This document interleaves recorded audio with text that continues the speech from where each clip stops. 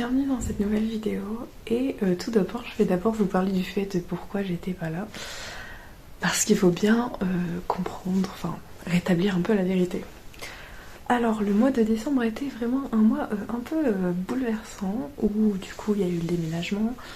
Ensuite mon téléphone n'a fait que bugger et n'avait plus l'option de pouvoir filmer. Ma caméra en fait a totalement lâché sur mon téléphone, j'ai pas compris pourquoi. Et bien en fait il fallait juste attendre que nous ayons internet à la maison pour que je puisse faire la mise à jour du téléphone et que tout soit réglé. Donc vraiment après j'ai eu la grippe pour Noël, vraiment enfin ce mois de décembre a eu vraiment beaucoup de surprises. Donc voilà la raison de mon absence, tout ça accumulé a fait que je n'ai pas pu sortir de vidéo avant. Et je revois qu'on est bientôt 600 donc c'est incroyable. Merci beaucoup à tous. Et on va tout de suite passer à la vidéo qui va parler de Héra. Alors Héra, dans la mythologie grecque, est la reine des dieux, aux côtés de son mari Zeus. Donc elle gouverne aussi une partie de l'Olympe, puisqu'elle en est la reine. Et ses domaines sont un peu plus en lien avec tout ce qui va être le mariage.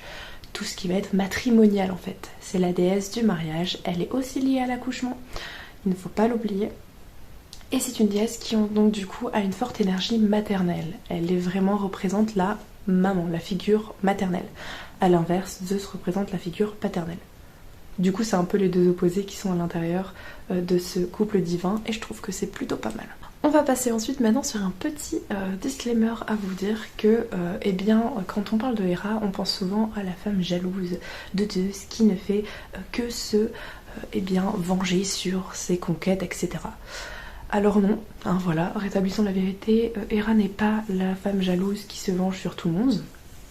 Il faut bien aussi comprendre que son domaine est quand même le mariage, donc elle tient à respecter son image, tient à respecter ses engagements et les engagements de son mari, et aussi comme quoi son rôle dans la mythologie était celui de, apporter un peu pousser les héros, si je puis dire, qui venaient de naître, ou les autres divinités qui venaient de naître, pour chambouler toutes les histoires. Mais elle n'est en aucun cas seulement la divinité qui est jalouse et que tout le monde craint en fait, pas du tout.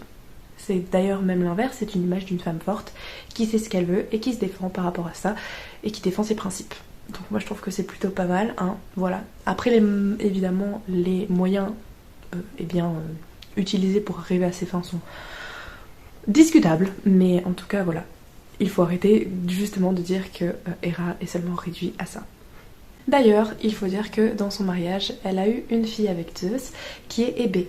Donc Hébé séjourne sur le mont Olympe et s'occupe de, comment est-ce qu'on pourrait dire ça, donner du vin, ou s'occupe de, enfin pas donner du vin mais du coup c'est du nectar aux personnes résidant sur l'Olympe, si on peut dire ça comme ça. C'est celle qui s'occupe du coup de verser le nectar à toutes les divinités résidant sur l'Olympe.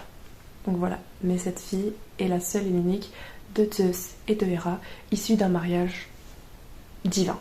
Ses attributs sont le diadème royal. Il y a aussi le sceptre, évidemment, on la voit beaucoup accompagnée d'un paon, et je vous parlerai du coup du mythe qui est juste après, mais on la voit souvent avec une couronne, un sceptre et des couleurs comme le bleu canard, ou le vert canard, pardon, le bleu, vert canard, en fait les couleurs qui sont associées au pan. Il y a aussi le violet, et donc c'est vrai qu'elle est souvent représentée par ça, donc ça peut vous donner aussi un petit indice de ses attributs.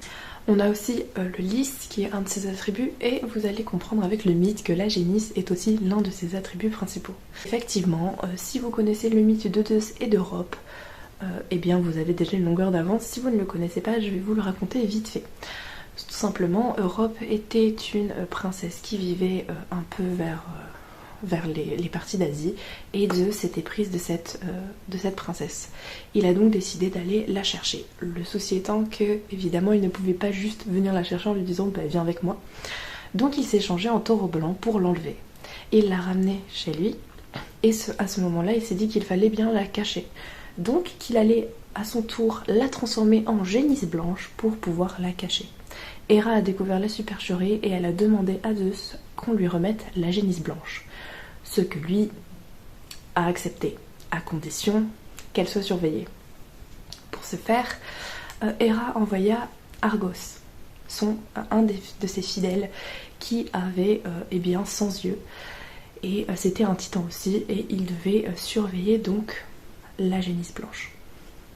Ce qui n'a pas plu à Zeus, c'est qu'il ne pouvait plus du tout aller la voir, donc ce qu'il a fait, c'est qu'il a demandé de l'aide à son fils Hermès afin qu'il détourne Argos de son chemin.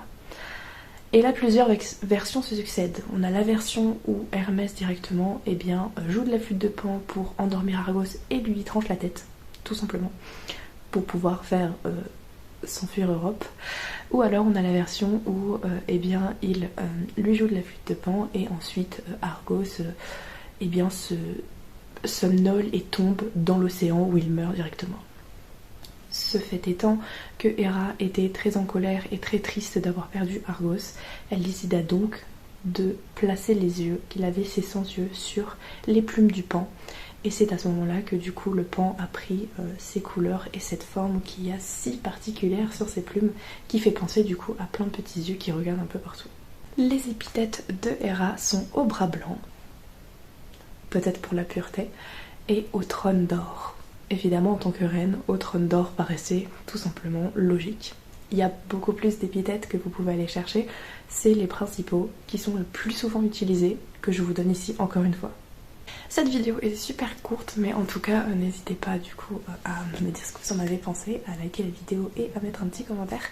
Et moi je vais vous laisser, je tourne cette vidéo le 31 décembre, donc je vais vous souhaiter un bon réveillon.